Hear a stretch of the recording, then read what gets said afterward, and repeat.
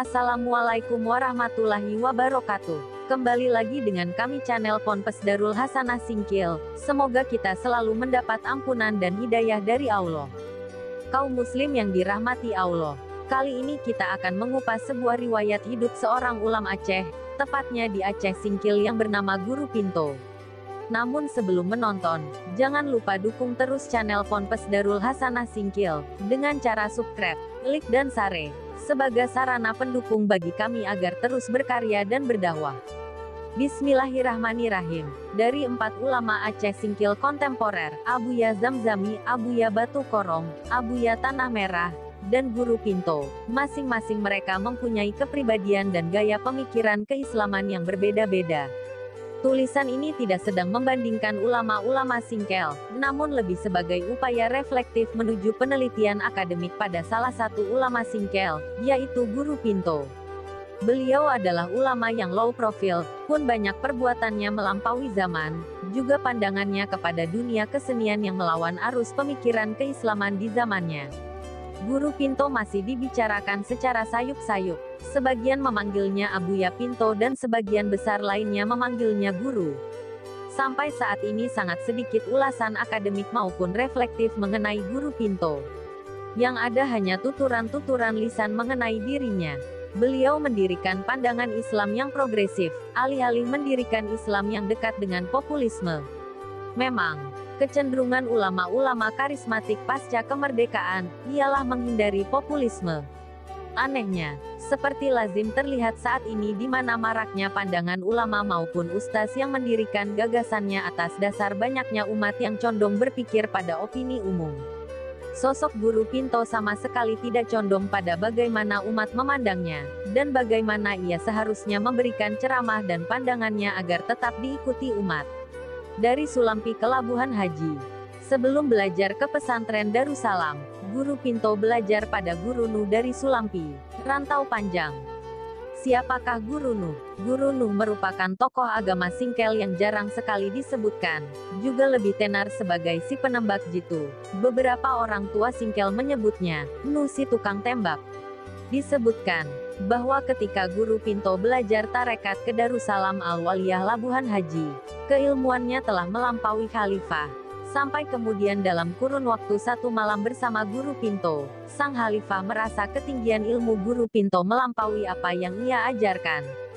Guru Pinto kemudian diserahkan kepada Abu Mudawali.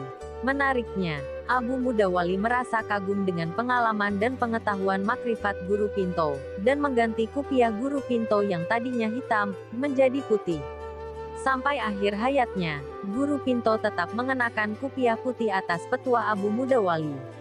Abu Mudawali penasaran, siapa gerangan gurunya Guru Pinto? Guru Pinto menyebutkan, Nuh, ialah Guru Nuh. Kemudian Guru Nuh dipanggil untuk bertemu secara terhormat kepada Abu Mudawali. Setelah melewati pembicaraan 4 mata, Abu Mudawali memaklumi ketinggian ilmu makrifat Guru Pinto dengan gurunya yang sekelas Guru Nuh.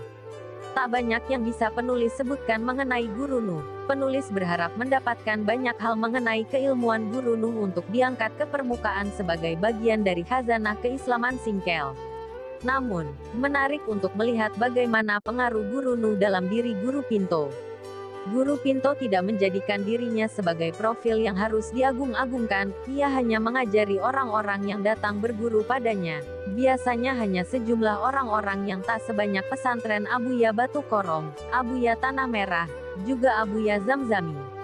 Pernah satu kali ada bantuan kepada pemuka agama Singkil berupa sepeda motor dari salah satu pengusaha.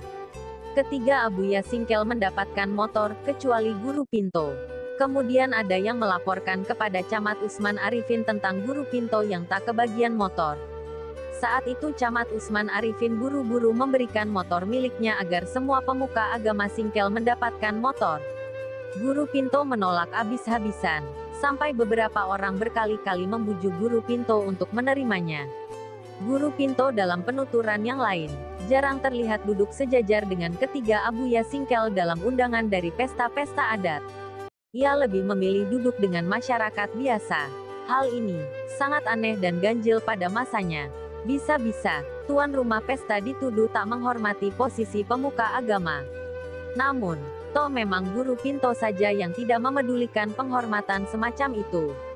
Guru Pinto dan 2 kerat pisang. Guru Pinto disebutkan pernah berjualan pisang untuk membeli kebutuhan dapur. Saat Guru Pinto hendak menjajakan pisangnya yang hanya 2 kerat dengan sepeda kayunya, orang-orang langsung mengerubunginya, menawarkan harga yang tinggi untuk 2 sisir pisang. Guru Pinto menolak. Bagi Guru Pinto, pisangnya adalah pisang biasa, tak layak untuk dibayar dengan harga yang amat tinggi, bahkan sampai sebesar Rp50.000, saat ini kira-kira kisaran Rp300.000. Tapi pelanggannya tetap memaksa. Setelah itu, Guru Pinto enggan kembali berjualan pisang sendirian. Guru Pinto tidak ingin orang-orang membeli dagangannya hanya karena ia pemuka agama yang dihormati. Penghormatan manusia memang cenderung palsu. Di samping itu, tak elok jika nantinya seorang pemuka agama berjualan suatu produk dengan mendompleng pada penghormatan masyarakat kepadanya, meskipun masyarakat di sekitarnya tidak menganggap demikian. Dari sini, kita mendapatkan pelajaran bahwa perihal akhirat seyogyanya dipisahkan dengan kepentingan dunia, tampak seperti ajaran sekulerisme. Tapi, dari respons Guru Pinto kita dapat belajar untuk mewaspadai keuntungan duniawi yang diobral habis-habisan dengan justifikasi keulamaan. Ulama, yang menjual produk jualannya dengan menyandingkannya dengan ayat-ayat Al-Quran dan hadis ialah kelompok-kelompok yang menjual agama dengan harga murah. Surah Al-Baqarah, ayat 41. Kita dapat melihat saat ini banyak oknum tokoh agama yang berjualan ataupun memberi endorse parfum, madu dan agen travel umrah misalnya lalu membawa pesan-pesan agama yang sakral agar produknya dibeli. Satu-satunya ulama yang membolehkan dendang. Salah satu kebijakan Guru Pinto yang dapat dikatakan kontroversial adalah membolehkan adanya dendang singkel. Di sisi yang lain, ketiga ulama Aceh Singkel sangat mengharamkan adanya dendang singkel di setiap pagelaran pesta-pesta adat di Aceh Singkil. Sebagai catatan, dendang singkel dianggap sebuah ritual tabu pada masanya, karena mengumbar syair-syair berisi rayuan kepada lawan jenis juga roman cinta-cintaan Melayu, bahkan sebagian dari syairnya seringkali menyelipkan pesan-pesan cabul. Abu Mudawali sendiri sebagai patokan ulama-ulama Aceh bagian barat selatan termasuk Aceh Singkil, ketika berkunjung ke Singkel dan memberikan dakwah di lapangan Mariam Sipoli, memberikan fatwa bahwa dendang singkel haram dimainkan, karena merupakan kesenian dengan roman percintaan. Tak hanya dendang singkel, berikut tari ambe-ambeken dari Singkel juga diharamkan. Abu Mudawali hanya membolehkan tari biahat dengan kategori sunnah, karena menurut beliau merupakan kesenian yang mengajarkan bela diri. Bahkan di masa pasca kedatangan Abu Mudawali ke Singkel, banyak ustaz-ustaz lokal juga mengharamkan lagu-lagu kasidah Islami. Di sini, almarhum Abuya Batu Korong ikut berkomentar memberikan analogi menarik bahwa dangdutan ibarat kotoran babi, sedangkan qosidahan ibarat kotoran kerbau.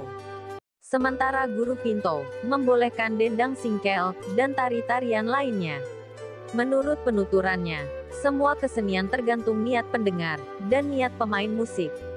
Jika memang dendang singkel memuat syair-syair yang cabul, hal tersebut takkan mengganggu orang yang sama sekali tak tertarik dengannya. Guru Pinto alih-alih membatasi pemain dendang, beliau justru memberikan penekanan khusus pada niat si pendengar. Kesenian memang tak bisa dibendung dengan apapun. Guru Pinto tahu benar hal itu. Maka, mustahil untuk membatasi kebutuhan dasar manusia yang senang dengan hiburan-hiburan berupa dendang. Sekali lagi, tanpa bermaksud membandingkan dengan ketiga Abuya Singkel lainnya, penulis memiliki pandangan yang menarik mengenai Guru Pinto sebagai prototipe Islam Singkel masa peralihan menuju Singkel yang lebih kompleks dengan dimulainya Singkel sebagai salah satu kabupaten di Aceh. Guru Pinto memberikan pandangan baru yang progresif dalam memandang soal sosial kemasyarakatan sebab ia pemuka agama yang tak membuat jarak pada rakyat kebanyakan. Guru Pinto ialah pekerja, memanjat pohon mencari buah-buahan untuk kebutuhan keluarganya, dengan peci putih, kemeja putih lengan pendek yang kedodoran, dan sarung yang kependekan mendakwahkan agama di setiap tanah Singkel. Guru Pinto tak ingin dikenal, tak ingin dihormati sebagai ulama yang berilmu tinggi. Tapi, toh orang Singkel tetap menaruh hormat dan menyebut namanya dengan sehormat-hormatnya sampai kini.